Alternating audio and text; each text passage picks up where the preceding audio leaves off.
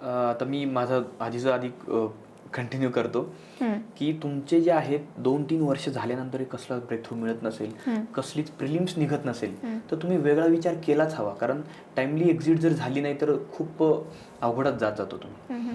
दुसरी गोष्ट ही आहे की तुम्ही जेव्हा वेळेत बाहेर येता, तुम्हाला माहिती आहे की प्रायव्हेट फील्डमध्ये जॉब आपण जेव्हा विचारायला जातो, इंटरव्ह्यू द्यायला जातो, तेव्हा गॅप विचारला जातो. तुमचा किती गॅप आहे, तर तो गॅप कमी असतो. म्हणजे तुमच्याकडे ठीक आहे इथे झालं नाही, परंतु बाहेर प्रायव्हेट लाईफमध्ये किंवा प्रायव्हेट जॉब्समध्ये खूप अशा ऑपॉर्च्युनिटीज आहेत जे तुमची वाट बघतायत.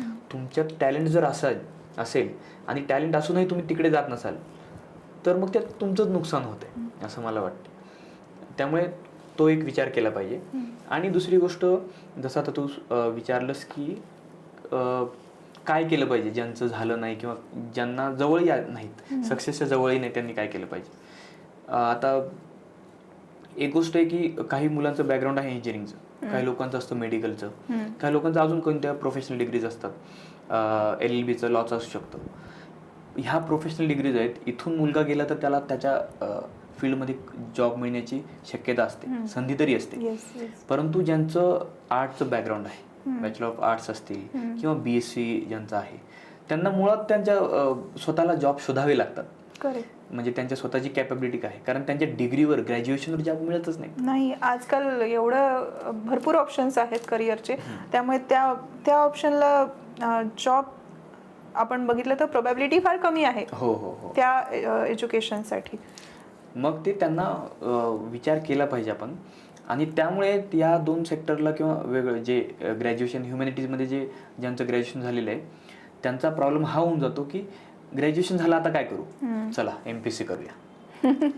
कारण तोच एक ऑप्शन आहे, तिथे रिस्पेक्टेबल जॉब मिळतो आणि दुसरे काही ऑप्शन नाहीतच आहेत ना. नाही, त्यांना शिकायला लागेल परत दुसरं काही. म्हणजे बाय फोर्स किंवा बाय फ्लो ते MPSC मध्ये येतात, ते बाय चॉईस येत नाहीत. करेक्ट, मला हे सांगायचं आहे. आणि त्यामुळे काय होतं की त्यांची क्लॅरिटी नसते, त्यांना स्वतःची डिरेक्शन नसते. मी इथे कुठेतरी 3-4-5 वर्ष, काही लोक 8-8 वर्ष घालवतात आणि काहीच न घेता परत जातात. आणि तेव्हा त्यांना कळत नाही की आता काय करू, मग आता शेतीमध्ये काम करतो. हे म्हणजे तुम्ही बॅकवर्ड चाललात असं मला सांगायचं. तू थांबला नाहीस एका गोष्टीवर. तुला जॉब मिळाला, MPSC तू क्रॅक केली, तुला MPSCचा जॉबही मिळाला गव्हर्नमेंट, पण तू तिथे नाही थांबला. काही जणांचं असतं पहिला जॉब मिळाला की ते घेऊ शकतात, पण असं होतं की त्यांना जिथपर्यंत जायचं तिथपर्यंत ते नाही होत, फेल होतात किंवा तो रँक नाही मिळत, क्लास 1 नाही मिळत, क्लास 2 मिळतो. काही जण घेतात, हॅपी असतात. काही जणांचं नाही, मला तेच पाहिजे, मग त्या डिप्रेशनमध्ये जातात आणि जो आहे तोही सोडतात कधी कधी. त्यांना काय सांगशील? इथे मला हे सांगायचं आहे की कोणता जॉब हा छोटा नसतो मुळात. म्हणजे जॉब छोटा आहे की नाही हे तुम्ही स्वतः ठरवत असता. बरोबर, की माझी कॅपेबिलिटी किती आहे, मी किती डिझर्व करतो. एखादा असा असेल आता माझ्यासोबतचा की माझा आता 54 रँक आहे, बरोबर, 50 रँकवाला असेल किंवा 40 वाला, 30 वाला, इव्हन 20 वाला असेल, त्याला वाटत असेल की नाही मी यापेक्षा जास्त डिझर्व करतो, है की नाही. म्हणजे ते डिपेंड आहे की पर्सन टू पर्सन केसवर डिपेंड आहे. एखादा असा असू शकतो की ग्रुप सीचा जॉब मिळाला आहे मला, माझी त्यामध्ये फॅमिली स्टेबल आहे, सॅटिस्फाईड आहे, तर मी इथे स्टेबल आहे, म्हणजे हा माझा करू शकतो, हा जॉब माझ्यासाठी पुरेसा आहे. एखाद्याच्या ॲस्पिरेशन्स खूप जास्त असू शकतात, तर ते केस बाय केस बेसिसवर डिपेंड आहे मला वाटतं. त्यामुळे ते प्रत्येकाचा आपला निर्णय असतो की आता इथे थांबायचं आहे की अजून पुढे जायचं आहे. कारण पुढे जाण्यातही काही चुकीचं नाही आणि थांबून आपण जे मिळतंय त्यात समाधान मानून तिथे आपण नवीन लाईफ स्टार्ट करण्यातही काही चुकीचं नाही. बरोबर. आय विल नॉट क्विट, हा कधी माइंडसेट बनवलास की म्हणजे नाही मला क्विट नाही करायचंय, मला चालू ठेवायचंय? काही जणांचं असतं की केलं अटेम्प्ट, मिळालाय जॉब, ठीक आहे थांबूयात, तर तू थांबला नाहीस ना, तर मग का असं? आणि कधी कसं डोक्यात असं का वाटलं की नाही एकदा करूया क्लास 1 साठी? आता यात एक स्ट्रायकिंग गोष्ट आहे, ती मला सांगावीशी वाटते की 2022 म्हणजे 2021चं माझं लेबर ऑफिसर झालेलंच होतं. 22ला मला जेव्हा उपशिक्षणाधिकारी पद मिळालं त्या वर्षी माझा 245 रँक आला होता आणि मला कळलं होतं की मला उपशिक्षणाधिकारी मिळेल. त्या दिवशी मी एक सेकंदही हसलो नाही, एक पेढाही वाटला नाही किंवा मी समाधानी, अक्षरशः मी त्या दिवशी मोरस होतो, मी नाराज होतो पूर्णपणे की मला जे इच्छित रँक पाहिजे होता माझा स्वतःचा, तो मला मिळालेला नाही. म्हणजे तो स्ट्रायकिंग पॉईंट यासाठी होता की तेव्हा मला कळलं की नाही, यावर मी सॅटिस्फाईड नाही आहे, मी याच्यासाठी बनलो नाहीये, मला अजून कारण मी अजून जास्त डिझर्व करतो. कारण माझ्या सोबतचे जे मित्र आहेत, कलिग्स आहेत, माझ्यापेक्षा कमी त्यांचा अभ्यास असेल, माझ्यापेक्षा कमी एफर्ट्स असू शकतात, किंवा कधी कधी असं वाटतं की माझ्यापेक्षा कमी टॅलेंट असेल, परंतु त्यांनी एफर्ट्स घेतलेत किंवा हार्डवर्क घेतलेत, किंवा त्यांच्या कर्मधर्म संयोगाने त्यांना माझ्यापेक्षा जास्त रँक मिळालेला आहे, चांगली पोस्ट मिळालेली आहे. तेव्हा मला खूप ते मनातून ते मला खायचं की मी पण ते डिझर्व करतो आणि मी त्याच्यापेक्षा जास्त डिझर्व करतो किंवा तिच्यापेक्षा जास्त डिझर्व करतो, ते मला मिळत नाही आहे. आणि तेव्हा मला वाटायचं की नाही, मी इथं थांबलं नाही पाहिजे, मला अजून प्रयत्न करायचं. पण एक असं कंपॅरिझन खरंच केलं पाहिजे का? तर त्यांनी मोटिवेट होतो माणूस. जे माझ्या एक्सपिरियन्सनीही असं आहे की नाही, अरे ती माझ्यापेक्षा हुशार नाही किंवा तो माझ्यापेक्षा हुशार नाही, पण तो त्या लेवलवर आहे जिथे मी नाही. बरोबर होतं, ते नॅचरल आहे हे वाटणं, पण ते खरंच किती मर्यादेपर्यंत केलं पाहिजे?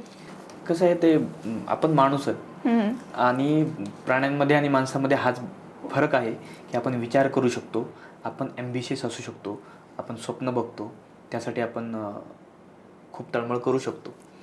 तर कंपॅरिझन जर तुम्हाला उंचीवर घेऊन जात असेल, आता फॉर एक्झाम्पल मी आत्ताच आपलं टेनिसच्या नेटो फायनल्सच्या मॅचेस बघत होतो, ATP मास्टर्सच्या.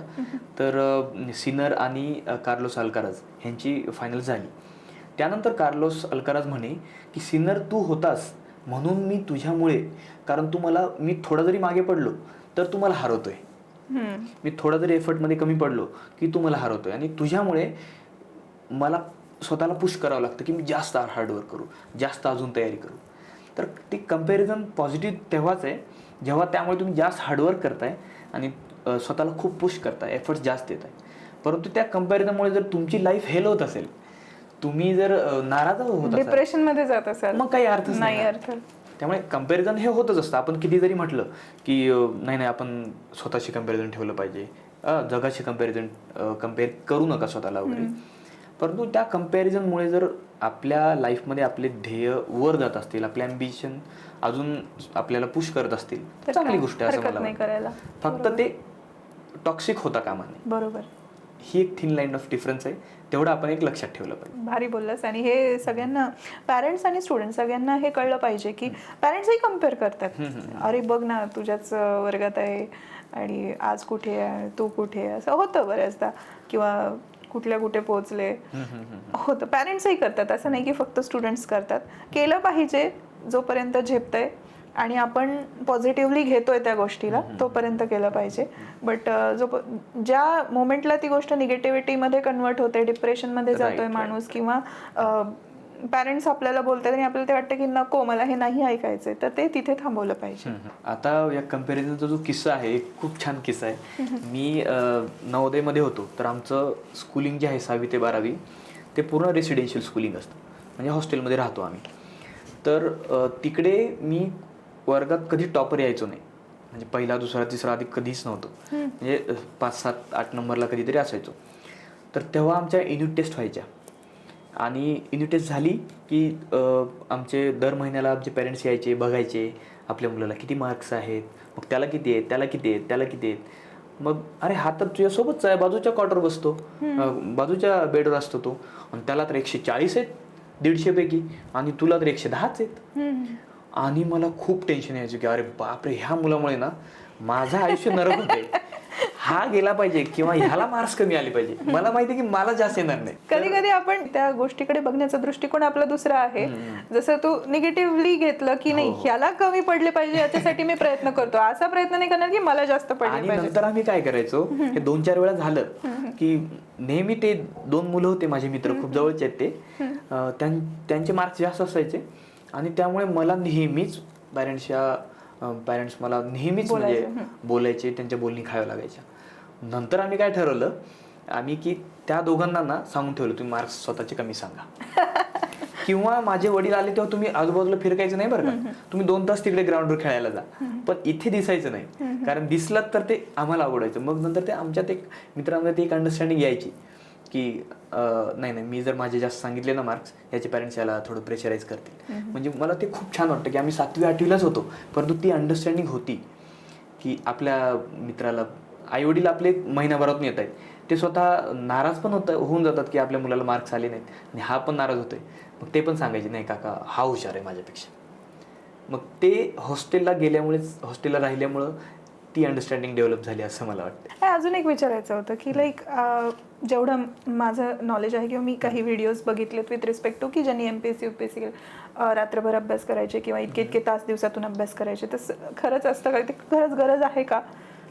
मुळातला प्रश्न तू घेतलाय, कारण मी पण अशा बरोच सक्सेस स्टोरीज बघतो ना, की मी रात्रभर अभ्यास केलाय, मी दिव्याखाली अभ्यास केलाय, 24 तासापैकी 18 तास अभ्यास केले, तसं काहीतरी. म्हणजे हे आता जे सिरियसली अभ्यास करतात किंवा ज्यांना आता लाईफ बऱ्यापैकी कळलेली, त्यांना माहिती आहे की हे शक्यच नाही.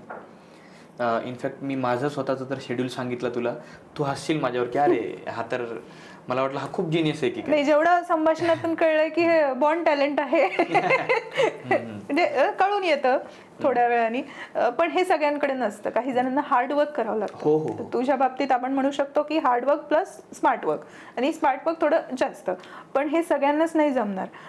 पण एक अँगल घेऊयात की खरंच 18 तासची गरज असते का? नाही प्रियंका, कसं आहे की 18 तास अभ्यास हा माणूस करूच शकत नाही. जोपर्यंत तो काहीतरी त्याला डिवाइन एनर्जी मिळते ना, तोपर्यंत मला नाही वाटत की करू शकेल. एखादा 2 दिवस एक्झामचा दिवस आहे तो करू शकतो, पण रेग्युलर बेसिसवर इंजिनिअरिंग मध्ये आम्ही नाईट मारायचो तसं म्हणतो, पण तरी तुम्ही 18 तास केला नसेल याची मी गॅरंटी देतो. मी नाही केलंय. हा, इंजिनिअरिंग मध्ये जे आपण PL मध्ये करतो ना, ते आम्ही रेग्युलर करतो. तर हे सांगायचं की आपला जो रेग्युलर शेड्यूल आहे, कारण आपला शेड्यूल हा महिनोन महिने वर्षानुवर्ष चालू असतो, तर तो शेड्यूल तुमचा असा असला पाहिजे की तुमचा दररोज कमीत कमी 6 तास तरी अभ्यास झाला पाहिजे. दररोज 6 तास अभ्यास म्हणजे खूपच मोठी गोष्ट आहे. आणि फोकस्ड, हा, कारण 6 तास तुम्ही 6 तास म्हणजे खूप प्रोडक्टिव्ह आहे. 6 तास वेळ जर तुम्हाला मिळत असेल किंवा 6 तास तुम्ही करत असाल म्हणजे खूप छान तुम्ही अचीव्ह केले असं तुम्ही स्वतःला समजून घ्या. आणि एक्झामचा जो काळ येतो, एक्झामच्या 2 महिने आधी वगैरे, तेव्हा आपसुक आपले 8 तास होतात, 10 तास होतात त्या 3 महिन्यांमध्ये. आता माझं पण तसंच व्हायचं. आणि एक्झामचे शेवटचे 10-15 दिवस आहेत, 1 महिना राहिलेला आहे, तर 12 तास व्हायचे ते आपोआप. आपण कारण ते सिलेबसचं प्रेशर असतं, टार्गेट कम्प्लिशन असतं की माझे हे सब्जेक्ट संपले नाहीत, हा पोर्शन राहिला आहे, त्यानुसार आपले वाढत जातात. पण 6 तास जर करत असेल रेग्युलर कन्सिस्टंटली, तर दॅट इज अन अचिव्हमेंट मला वाटतं. हे फार इम्पॉर्टंट आहे पालकांसाठी सुद्धा आणि स्टुडंटसाठी सुद्धा, की कधी कधी बसतील येते, पण मग ते खरंच तेवढा फोकस नाही राहत. मग कधी कधी त्याचा रिस्पॉन्स म्हणून असं होतं की तेवढा वेळ माणूस बसूच शकत नाही त्या जागेवर एकावर, आणि तिथे पुस्तकं वाचताना आपल्याला झोप येते. आणि हा इतका मोठा सिलेबस आहे, एवढं सगळं जनरल नॉलेज माहिती पाहिजे, पेपर वाचायचे, तितकं सगळं करायचंय, आणि हे सोपी गोष्ट नाहीये जे तुम्ही करताय ते. म्हणजे इंजिनिअरिंग स्टुडंट असो किंवा कुठल्याही बॅकग्राऊंडचा स्टुडंट असो, आपल्याला एक्झाममध्ये एक अबो 80% मार्क्स हवे आहेत. त्यासाठी आपण जेवढा अभ्यास करतो त्याच्यापेक्षा जास्तच करावा लागतो, हे मान्य आहे. पण कितपत, लाईक 18 तास कुणालाच झेपणार नाही, जसं तू बोललास. सो एक फोकस्ड जर तुम्ही खरं 6 तास केला, म्हणजे त्याच्यामध्ये काहीच डिस्टर्बन्स नाही आहे, तर ते शक्य आहे. म्हणजे तुमचा जो डेली शेड्यूल आहे त्यामध्ये तुमची झोप असेल, तुमचं खेळणं असेल, तुमचा व्यायाम असेल, तुमचे बाकीचे जे अजून वेगवेगळे काम असतील, कॉल्स, जेवण, सगळं सोडून तुमचा 6 तास जर अभ्यास होत असेल, रेग्युलर जेव्हा एक्झाम नाहीये तेव्हाच सांगतोय मी, तर छान गोष्ट आहे. हा रेग्युलरली होत असेल तर खूप चांगली गोष्ट आहे. आणि एक्झामच्या काळात, एक्झामच्या 3-1 महिन्यात, 4 महिन्यात तुमचा 8, 9, 10 जसं आता प्रत्येकाची कॅपॅसिटी असते त्यानुसार झालं पाहिजे असं मला वाटतं. बरोबर. तर आता माझा शेड्यूल असा असायचा आता की मी सकाळी 9ला उठायचो, म्हणजे मी उशिराच उठणारा माणूस आहे. 9ला उठायचो, 10ला रेडी व्हायचो आणि 10:30पर्यंत मी नाश्ता वगैरे करून लायब्ररीत बसायचो अभ्यासाला. तर त्यामुळे माझी झोप छान झालेली असायची. आणि तिथून मी जेव्हा पूर्ण दिवसभर अभ्यास करायचो ना, तेव्हा कधीच मला असं व्हायचंच नाही की मी बुक घेतलंय आणि मी पहिल्या ओळीवर, आपलं आता जसं जनरली होतं की मी पहिल्या ओळीवर आहे, 2-3 पॅराग्राफ झालेत वाचून, 3ऱ्या पॅराग्राफला कळलं की आपल्या वर जेव्हा वाचत होतो तेव्हा माझं लक्षच नव्हतं. बरोबर ना? हे माझ्या बाबतीत व्हायचं नाही. अच्छा. हा म्हणजे तेवढा माझा फोकस असायचा. माझं असं व्हायचं ना की अरे मी वरचं मी आणि फक्त रीड background- करत राहिलो आणि आपलं बॅकग्राऊंड मध्ये काहीतरी विचार काही ना काही चालत चाललंय, हो, राहतात चालतं. किंवा तंद्रीत आहे झोपेच्या किंवा काही असू शकतं. येस. आणि नाही, माझं कधी कधी असं होतं की मी हे पेज वाचते पण मला ह्याच्याच आधी जे वाचले ते डोक्यात असतं आणि जे सध्या वाचतीये ते डोक्यात नाहीच आहे, आधीच पाठ करतोय आपण अजूनही, असं होऊन जातं. मग तसा फोकस नकोय, तसा मग जास्त तास लागतील त्या गोष्टीसाठी. आता हे माझं 10वी 11वी 12वी इव्हन इंजिनिअरिंग मध्ये पण व्हायचं, परंतु इथे व्हायचं नाही. आणि म्हणून मला वाटतं की माझी त्यामुळे प्रोडक्टिव्हिटी जास्त होती. त्यामुळे मी कमी अभ्यास जरी करत असलो तरी त्याचा रिझल्ट जास्त आहे त्याचा माझा आउटपुट मला मिळायचं. मी कमी तास अभ्यास करत असलो, कारण जे वाचायचो तुम्ही पूर्ण फोकसने वाचायचो, त्याचे नोट्स काढत राहायचो आणि त्याच्यावर लक्ष असायचं माझं. जेव्हा बोर झालं तेव्हा मी लगेच बाजूला व्हायचो, म्हणजे ते चाळत बसायचो नाही पुस्तक. म्हणजे हे मला वाटतं की त्यामुळे माझा एक आउटपुट वाढायचा. ग्रेट. आता असा प्रश्न आहे की तू इंजिनिअरिंग नंतर काही केलं नाही, वेगळा जॉब वगैरे, तू फोकस्ड होतास की एमपीएससी युपीएससीच्या एक्झाम द्यायच्या आहेत आणि तू त्याची स्टडी केली. मग 6 तास फोकसली केली काय, 3 तास केली काय, 18 तास केली काय? तू एमपीएससीच करणार आहे, दुसरं काही करणार. व्हॉट अबाउट आमच्यासारखे नॉर्मल लोक जी जॉब करतात, जसं मी जॉब करतेय, मला फॅमिली आहे, मला रिस्पॉन्सिबिलिटी आहे, मला महिन्याला पगार येणार आहे, त्याचं पण फायनान्सेस प्लॅन करायचे आहेत की बाबा इथे इकडे इतके जण, इथे इकडे, आणि घरात काय बनवायचंय जेवण त्याच्यापासून. आणि तरी सुद्धा जर माझं वय आहे की मी एमपीएससी देऊ शकते, तर मी कसं मॅनेज करणार? एवढं आता तू जे सांगितलंस, एवढं प्री ऑक्युपाईड असूनही जर कोणी म्हणत असेल की मला करायचं आहे, तर हॅट्स ऑफ.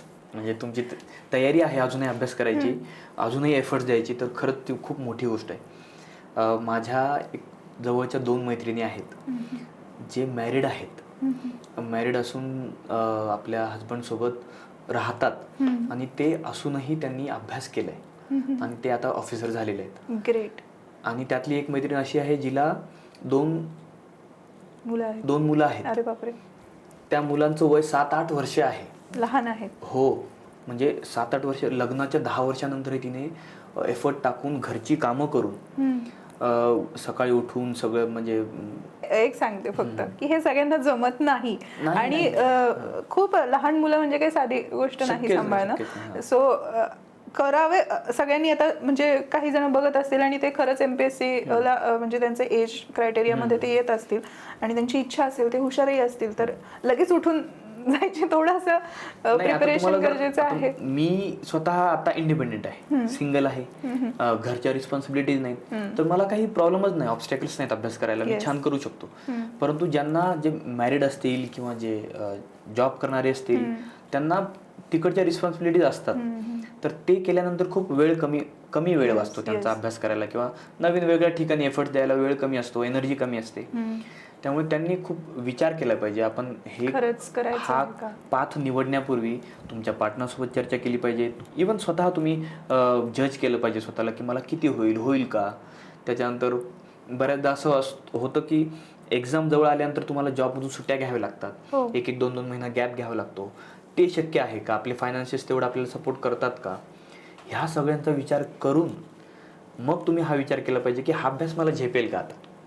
आणि हे सगळं जर पॉझिटिव्ह असेल तरच तुम्ही अभ्यास करा. म्हणजे याच्यामध्ये फॅमिली सपोर्ट आला, तुम्हाला मुलं आहेत किंवा तुम्हाला फॅमिलीमध्ये म्हणजे स्वतः डेली रुटीनमध्ये तुमचं काही काम असेल ते करायचं आहे, त्याच्यामध्ये जर सपोर्ट मिळत असेल आणि तुम्हाला वाटत असेल की नाही हे मला जमणार आहे, मी हे आधी केलं किंवा तुम्ही स्कॉलर आहात तेवढे, तर करायला हरकत नाही. पण त्याच्यासाठी ऑफकोर्स 6 तास फोकस तुम्हाला नाही जमणार, मग ते कसं मॅनेज करायचं? 3च तास जमेल एखाद्याला. होतं म्हणजे काय होतं, मी एक नवीन एक स्ट्रेंज गोष्ट ऑब्झर्व केलेली आहे, ती ही केलेली आहे की जी लोक ग्रॅज्युएशन नंतर डायरेक्ट अभ्यासाला येतात आणि फुल टाइम अभ्यास करतात, आणि दुसरी एक लोक असतात जी जॉब केलेली असतात 2-3 वर्ष आणि जॉब सोडून अभ्यास केलेली असतात, आणि तिसरी असतात जी जॉब करत अभ्यास करत असतात. तर जे पुढचे जे 2 आहेत ना, त्यांची अभ्यासाची एफिशियन्सी अफाट जास्त असते. हा, ते एक्सपिरियन्स वाईज येतं, लाईक रिस्पॉन्सिबिलिटी वाढते तरी सुद्धा आपल्याला, कारण वेळेचं महत्व असतं खूप जास्त, तुमच्या फायनान्शियल बॅकग्राऊंडचं जास्त इम्पॉर्टन्स त्यांना जाणवत राहतं, ती जाणीव असते, आणि त्यामुळे ते जो वेळ मिळतोय ना तो प्रोडक्टिव्हली मी केला पाहिजे, युटिलाइज केला पाहिजे. त्यामुळे त्यांची इफिशियन्सी खूप जास्त आहे. आणि आपण असं म्हणतो की ह्यांना तर फुल टाइम वेळ आहे, मग ह्यांची तर जास्त असली पाहिजे, परंतु हे तेवढेच लेथर्जिक राहतात, तेवढेच तो वेळ ग्रँटेड घेतात. त्यामुळे ह्या लोकांचा खरंच त्यांच्या एफर्ट्सला अजूनही मी सॅल्यूट करतो. कारण असे बरेच लोक आहेत माझे मित्र जे जॉब करत अभ्यास केलेले आहेत आणि त्यांनी पोस्ट मिळवलेली आहे, ज्यांनी जॉब करून काही पैसे आपल्यासाठी स्वतःचे साठवलेत, जॉब सोडून परत अभ्यास केलाय, असेही लोक आहेत. आणि तिसरी लोक जे गृहिणी म्हणजे मुली आहेत, मॅरिड आहेत, दोन्ही फॅमिली हँडल करून त्यांनी अभ्यास केला आणि पोस्ट काढ. नाही, अशा तुझ्या मैत्रिणींना भेटायला नक्की आवडेल की कसं मॅनेज केलं त्यांच्याकडनं जाणून गेलं जास्त. मला स्वतःलाच वाटतं की मी स्वतः तिचा पॉडकास्ट घेऊ की काय नाही, खरंच असं मला वाटतं की काय केलं तुम्ही बाबा. फक्त इन्स्पायर करण्यासाठी म्हणून नाही, ते गरजेचं आहे. ते प्लॅनिंग, ते शेड्यूल मॅनेजमेंट, कारण लहान मुलं सांभाळणं प्लस घरचंही बघणं. घरचं बघणं म्हणजे गृहिणी. आता वर्किंग आहे मी, पण याचा अर्थ असा नाही की घरी काहीच बघत नाही, थोडं तरी सगळा सपोर्ट आहे. स्वयंपाकाला बाई आहे, सगळ्या कामाला बाई आहे, बाळ सांभाळायला कोणीतरी रिलेटिव्ह किंवा घरी आहेत सगळे. माझी आई आहे सध्या, तर सगळं म्हणजे बघणाऱ्याला बाहेरून काय वाटतं, हिला भरपूर वेळ आहे, ही काय 8 तास काम करणार कंपनीचं आणि मग तर हिला भरपूर वेळ बाकीच्या गोष्टी करण्यासाठी. पण तसं नसतं. भरपूर अननोईंगली बऱ्याच गोष्टी मागे असं जे आपण स्पष्ट दिसत नाहीत बाकीच्यांना, बऱ्याच गोष्टी असतात, स्ट्रेस असतो आणि इट्स रिअल. पण जर हे हँडल करून तुझ्या मैत्रिणींनी ते जर खरंच साध्य केलेलं आहे तर ती खरंच सॅल्यूट करण्यासारखीच गोष्ट आहे. मी इथून त्यांना सांगते की खरंच सॅल्यूट. आणि या 2 क्रुशियल गोष्टी आहेत खूप. एक म्हणजे तुमच्या फॅमिलीचा सपोर्ट. आता माझ्या मैत्रिणींचे जे हजबंड आहेत ना, ते त्यांना त्यांच्या लायब्ररीत टिफिन घेऊन यायचे. म्हणजे तू पण कुकिंग करू नकोस, कारण तुझा वेळ चाललाय आणि तुझी एनर्जी पण चालली, तू थकून जाशील, तर आपण दोघंही काय करू, मेस लावू आपण. आणि ती मेस कुठे लावू, आपण तुझ्या लायब्ररी जवळ लावू. म्हणजे आपण सोबत जेवण करू, म्हणजे तुला सोपं पण जाईल, कुकिंग करावी लागणार नाही. आणि म्हणजे विचार करा ना की त्याची फॅमिली असूनही तो मेसला जेवण करतोय, एवढी त्याची तयारी आहे आपल्या पार्टनरची. म्हणजे फॅमिलीचा सपोर्ट आणि तुमची विल पॉवर किती आहे, इच्छाशक्ती किती आहे हे करण्याची, ह्या 2 खूप क्रुशियल गोष्टी आहेत. हे सगळं कॅल्क्युलेट करायला लागेल तुम्हाला की तुमचे पार्टनर जे आहे, तुमचे मुलं जे आहेत, तुमचे इन लॉज आहेत, तुमचे आई वडील आहेत, हे सगळं मित्रमैत्रिणी सुद्धा हे किती सपोर्टिव्ह आहेत तुम्हाला. तुम्ही करू शकता, तुम्ही स्कॉलर आहात, पण राईट नाऊ तुमच्याकडे 6 तास रोज देण्या इतका वेळ नाही आहे. पण तो कसा काय हे लोक वाटून घेतील कामं आणि तुम्हाला तो वेळ अवेलेबल करून देतील, हे फार महत्वाचं आहे. सो त्यांनी त्या जो तुझा वेळ आहे त्यात ते डिस्टर्ब करू नयेत. कारण बऱ्याचदा आता मॅरिड असतील तर मग त्यांना घरी पाहुणे येत राहतात, कोणीतरी व्हिजिटर्स असतात, ह्या सगळ्या गोष्टी असतात. तिथे तुम्हाला एक सेक्लुडेड प्लेस पाहिजे, तुमचा एक स्वतःचा स्पेस पाहिजे, त्याशिवाय होत नाही. करेक्ट आहे. आता मला एक विचारायचं आहे की तू UPSC पहिले ट्राय केलं, then you are focus to MPSC. MPSC मध्येही class 2 you are not happy, you attempt means परत एकदा अटेम्प्ट केलं, now you achieve class 1. What if, कारण प्रत्येक गोष्टीचा सेकंड प्लॅन असणं महत्वाचं आहे, हे इथं आपण जाणून घ्यायचंय. ऑलरेडी आपण बोललोय की सेकंड प्लॅन गरजेचाच आहे, पण व्हॉट इफ जर तुला या अटेम्प्ट मध्ये नाही रँक मिळाला असता तर काय केलं असतं? आता मी ॲज अ लेमॅन सांगतो, मी जी खरी परिस्थिती आहे ते सांगतो. जेव्हा मी स्पर्धा परीक्षेच्या या क्षेत्रात उतरलो तेव्हा खरंच माझा प्लॅन बी तयार नव्हता.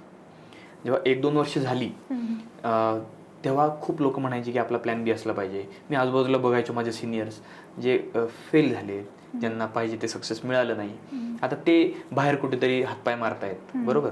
तेव्हा मला प्रकर्षाने जाणवू लागलं की आपला पण एक प्लॅन बी असला पाहिजे.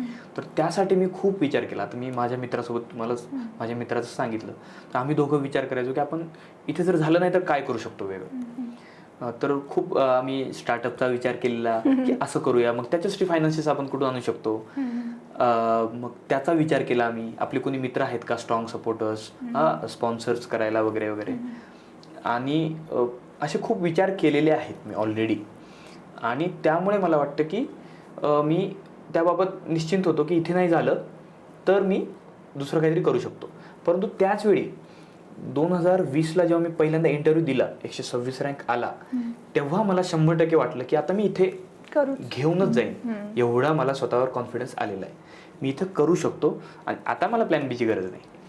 आपल्या स्टुडंट्सचं काय होतं की जर तुमच्याकडे प्लॅन बी रेडी नसेल तर तुम्ही आता मी काय करू दुसरं हे माहितीच नाही, तुम्हाला क्लॅरिटीच नाही, त्यामुळे तुम्ही परत इथे 1-2 वर्ष राहता. कारण माझ्याकडे ऑप्शन नाही दुसरा आणि मला सुचतही नाही काय करू. आणि इथे मी एका कम्फर्ट झोनमध्ये आलेलो आहे. मी माझ्या परीक्षा चालल्यात, दरवर्षी येत आहेत, प्रिलिम्स येते, मेन्स येते, एखादी प्रिलिम निघते पण माझी, एखादी मेन्स निघते, मी इथेच करतो. आणि कारण तो प्लॅन बी नसल्यामुळे आपला एक्झिटही रेडी नसतो.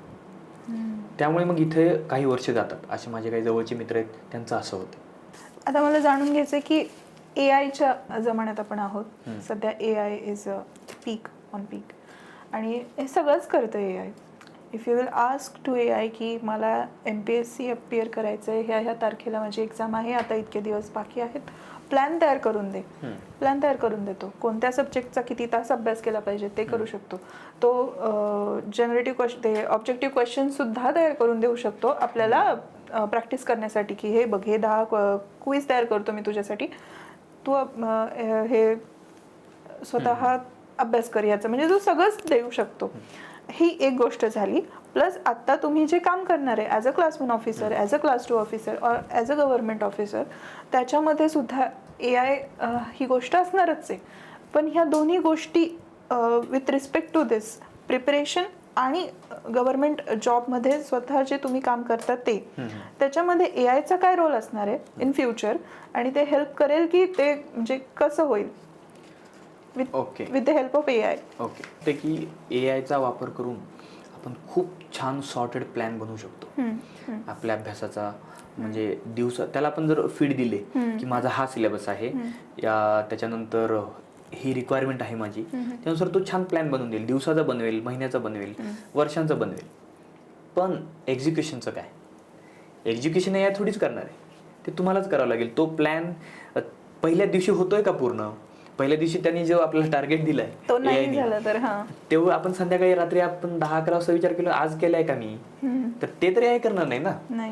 तर त्यामुळे AIचा आपल्याला मदत होती, परंतु ते आपल्याला डायरेक्शन द्यायला होती. तर डायरेक्शन चालण्यासाठी मात्र आपल्यालाच एफर्ट्स घ्यावे लागतात. आणि कधी-कधी असं मला असं सांगायचंय की तुम्ही प्लॅनिंगवर खूप जास्त फोकस केला नाही पाहिजे. खूप जास्त विचार, मी आता हे करेन, मी 10 लोकांना भेटेन, आता कसं करू, काय करू. You just start. Just a small start will do. तुम्ही जेव्हा सुरुवात करता ना, तिथून तुम्हाला आपोआप डिरेक्शन मिळत जाते असं. आणि सध्या तू ॲज अ क्लास 1 ऑफिसर तुम्ही सगळे जे जॉब करता, आता क्लास 2 म्हणून तू सध्या ऑलरेडी जॉब करता, तर त्या जॉबमध्ये AIची हेल्प होते? हो, नक्कीच. आता आम्हाला इंटरव्ह्यूला सुद्धा प्रश्न विचारले जातात की as a deputy education officer तुम्ही AIचा वापर कसा कराल, ॲज अ डिप्टी कलेक्टर तुम्ही AIचा वापर कसा कराल, किंवा ॲज अ DYSP तुम्ही. तर ह्याच्यासाठी आम्ही अभ्यास केलेला असतो. म्हणजे कामासाठी केलेला नसतो, पण कमीत कमी उत्तर द्यायला आम्ही केलेला असतो सुरुवातीच्या, म्हणजे इनिशियली. पण त्यातून मला हे कळत गेलं की हो, खरंच की या फील्डमध्ये आपण AIचा खूप छान वापर करू शकतो. फॉर एक्झाम्पल पोलीस असेल, एखादा DYSP असेल, तर तो आपले क्राईम डिटेक्शनसाठी AIचा वापर करू शकतो. तो क्राईमचे जे हॉटस्पॉट्स आहेत ते निवडण्यासाठी AIचा वापर करू शकतो. अॅनालिटिक्स. येस. त्याच्यानंतर पोलिसांना रिअल आपण फायरिंग किंवा आर्म्सची आपण ट्रेनिंग नेहमीच देऊ शकत नाही, पण AI सिम्युलेशनचा वापर करून आपण त्यांना ट्रेनिंग देऊ शकतो. त्याच्यानंतर आपण ट्रेंड शोधू शकतो, कोणत्या प्रकारचे क्राईम्स आहेत, कोणत्या प्रकारचे जास्त आहेत. किंवा आपण असं म्हणू शकतो की ॲज अ डिप्टी कलेक्टर असेल किंवा तहसीलदार असेल, तर जे सामान्य लोकांच्या तक्रारी असतात, कंप्लेंट्स असतात, आपण तर त्या सोडवण्यासाठी चॅटबॉट्सचा वापर करता येतात. त्याच्यानंतर आपले जे अजून जे गव्हर्नमेंटचे जे लाभार्थी आहेत, स्टेक होल्डर्स आहेत, त्या स्टेक होल्डर्सला निवडण्यासाठी जो डेटा आपल्याला मिळतो, त्या डेटातून आपण छाननी करू शकतो. तर खूप गोष्टी AIचा वापर करून आपण करू शकतो. हे मला अभ्यासाच्या काळात कळले, जे मी फक्त उत्तर द्यायला सांगितली होती, परंतु ह्या गोष्टी खरंच सिरियसली आम्ही हळूहळू, आता मी डेप्युटी एज्युकेशन ऑफिसर असताना माझ्या डिपार्टमेंटने ह्याचा वापर करून खूप गोष्टी सुरू केलेल्या आहेत. पण एक असं असतं की आपण AIला इनडिरेक्टली शिकवतोय. आपण जे काही प्रॉम्प्ट वापरतोय आपले उत्तर जाणून घेण्यासाठी, इनडिरेक्टली आपण त्याला काहीतरी माहिती देतोय आणि तो जे काही उत्तर देतोय ऑलरेडी जो डेटा पब्लिकली अवेलेबल आहे तो घेऊनच तो उत्तर सांगतोय. काही he is not a human की तो मनानी एक्सपिरियन्सनी सांगेल. तो डेटा आहे त्याच्याकडे, तुम्ही जो फीड कराल त्याच्यावरून तो आउटपुट. हा येस. तर याच्यामध्ये रिस्क सुद्धा आहे, कारण तुम्ही ॲज अ गव्हर्नमेंट ऑफिसर काही महत्वाची इन्फॉर्मेशन म्हणजे अननोईंगली तुम्ही टाईप करू शकता ॲज अ प्रॉम्प्ट, मग ती त्याला जाऊ शकते. सो तो डेटा लीक होतो. मग अशा रिस्कही आहेत. मग ह्या कशा काय हँडल कराल? कसं आहे की AI म्हणजे प्रत्येक गोष्टीचे किंवा प्रत्येक मानवाकडे जे काही आपल्याला हत्यार मिळतं, वेपन मिळतं किंवा सुविधा मिळतात, ते प्रत्येक गोष्टीचे डिसएडव्हान्टेजेस असतात. तर AIचं पण एक डिसएडव्हान्टेज असा आहे की आपल्या प्रायव्हसीचं काही गॅरंटी नसते. दुसरी गोष्ट असं आहे की तो तुम्हाला डिरेक्शन देईल, मदत करेल की हे असं आहे, डेटा देईल, परंतु डिसिजन तुम्हाला घ्यावं लागतं. सो नाही, मला यातनं एक अवेअरनेस सांगायचं की तुम्ही अगदीच A to Z AI ला नाही प्रॉम्प्ट मध्ये तुम्ही नाहीच बोललं पाहिजे. नाही, कारण AI जे आहे तुम्हाला पॉसिबल सोल्युशन्स देतं, पण तो डिसिजन घेणे, त्याच्यानंतर तो डिसिजन लिगली बरोबर आहे का आणि इथिकली बरोबर आहे का, हे काम तो तुम्हालाच करायचं असतं. लिगली सुद्धा तो सांगू शकेल की बरोबर आहे का, पण इथिकली नाही सांगू शकत तो.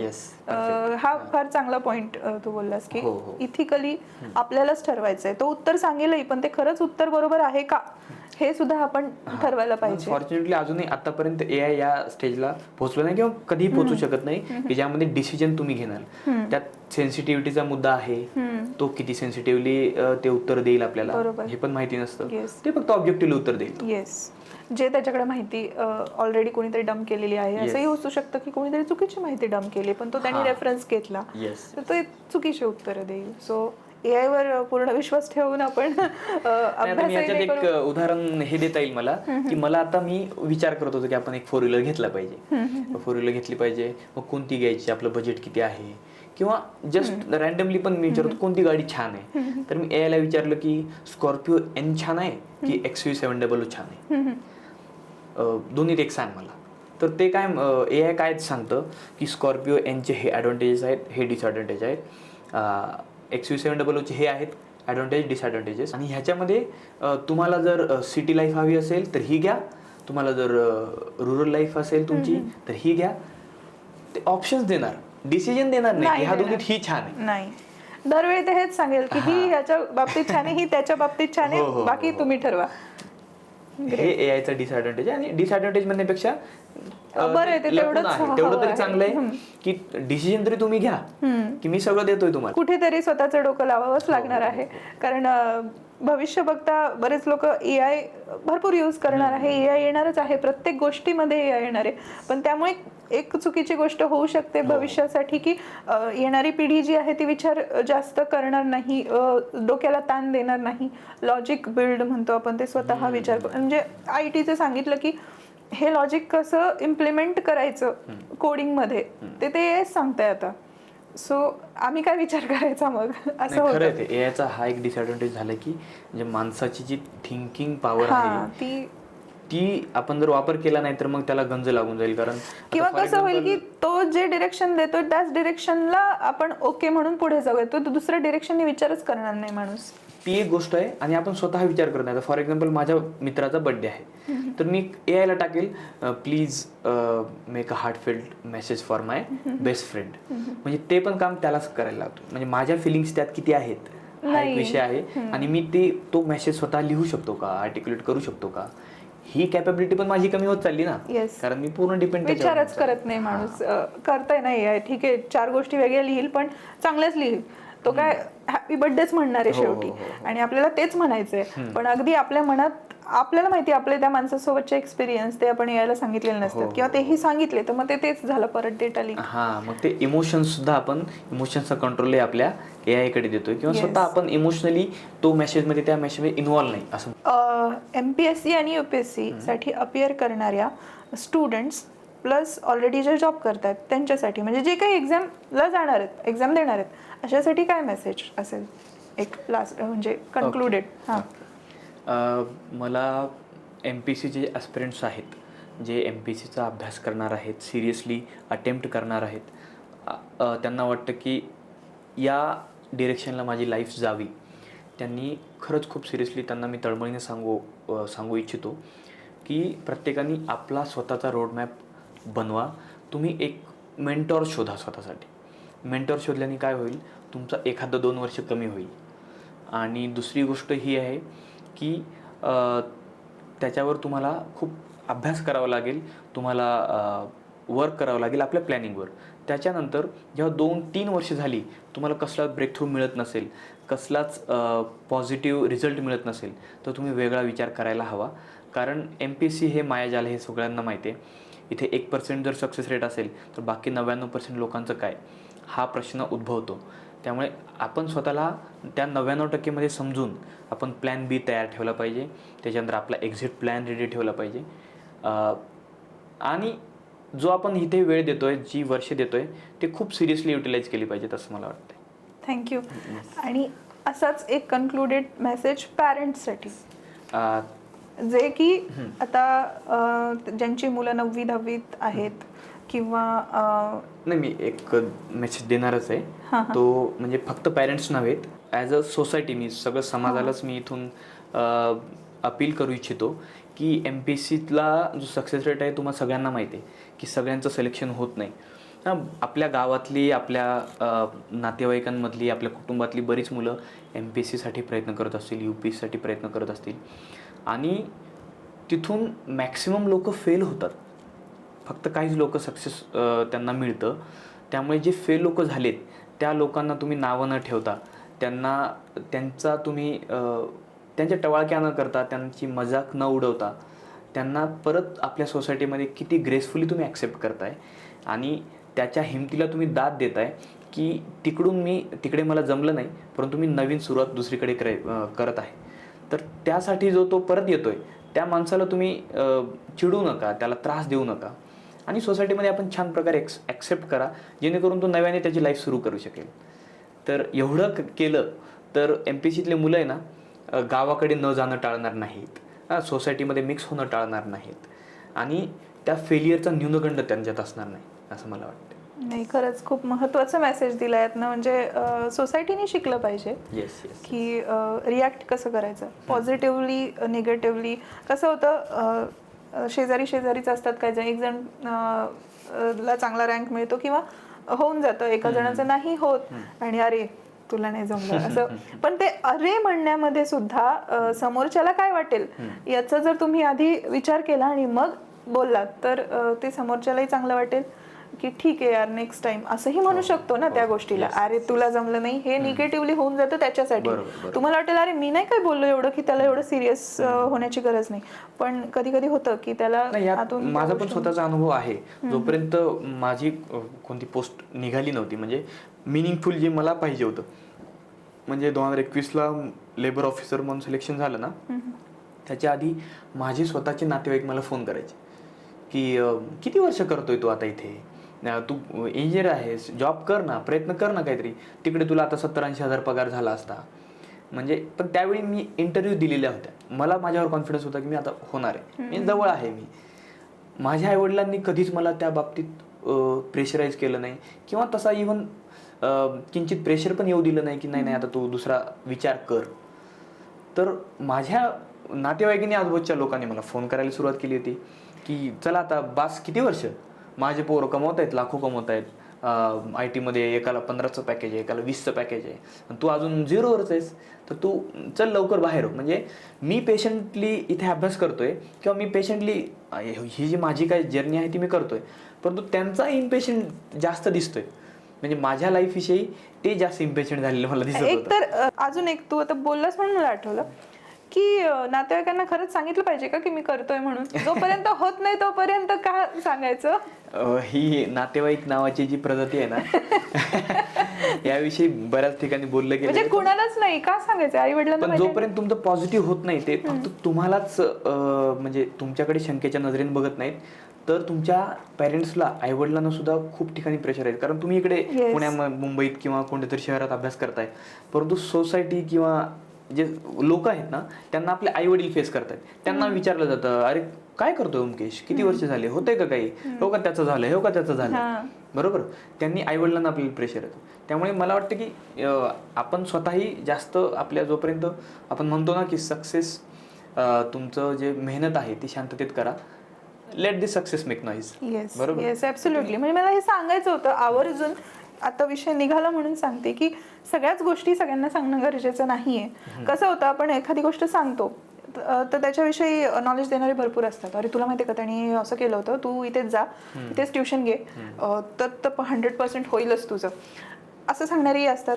काही जण चुकीचं सांगणारेही असतात. अजून काही पेरेंट्स पण असे असतात की माझा मुलगा ना MPSC करतो, आता होणार आहे क्लास 2, होणार आहे क्लास 1 किंवा ऑफिस होणार आहे, आधीच सांगणं. मग त्यामुळे ते तिकडे एक इमेज वाढून ठेवलेली असते. आणि जेव्हा मुलाचं काही होत नाही, त्याला इच्छित रिझल्ट मिळत नाही, तर ह्याच्यावर खूप प्रेशर येत जातं. इव्हन त्यांना पण प्रेशर येत जातं की आम्ही तर सगळीकडे सांगून ठेवलंय आणि आता काहीच करत नाही मुलगा. हे पॅरेंट्सनी टाळलं पाहिजे, कारण ह्यानी तुमच्यावरही प्रेशर येते आणि मुलावरही प्रेशर येते. येस, एकतर हे, आणि प्लस म्हणजे नाही ऐकलं पाहिजे. आणि सांगितलंही जेव्हा, जसं let the success make noise. Very important thing. Thank you so much for coming here. आणि इतकं चांगलं कन्व्हर्सेशन झालंय. आय होप की स्टुडंट्स आणि पॅरेंट्स दोघांनाही खूप आवडेल हे कन्व्हर्सेशन. तुझ्या म्हणजे क्लास 1 अधिकारी तर तू झालेलाच आहेस, बट ती पोस्ट हातात अजून आलेली नाहीये. सो जेव्हा ती येईल त्याच्यानंतर तुझ्या भविष्याच्या वाटचालीसाठी खरंच मनापासून खूप खूप शुभेच्छा.